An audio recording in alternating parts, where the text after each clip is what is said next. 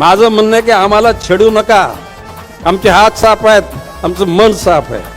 नादाला लागाल तर तुम्हाला तुमची जागा दाखवू. तुमचं कमळ जे आहे ते कमळ फुललेलं आहेच आहे. त्या कमळाचा शिक्का 15 तारखेला बटन दाबायचं आहे.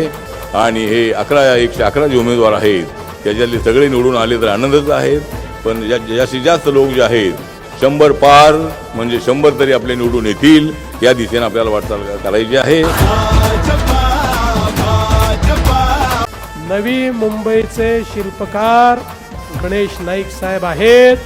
या नवी मुंबईला विकसित करण्याकरता, या नवी मुंबईचं हे स्वरूप वाचवण्याकरता सातत्याने त्यांनी संघर्ष केलाय. आम्ही खंबीरपणे त्यांच्या सोबत आहोत.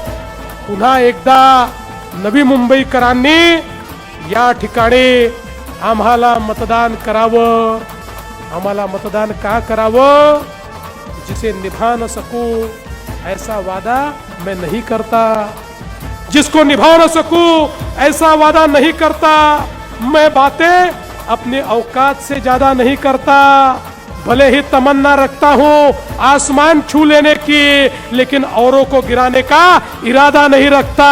आणि म्हणून या नव्या मुंबईमध्ये पुन्हा एकदा भारतीय जनता पक्षाचं कमळ आपल्याला फुलवायचं.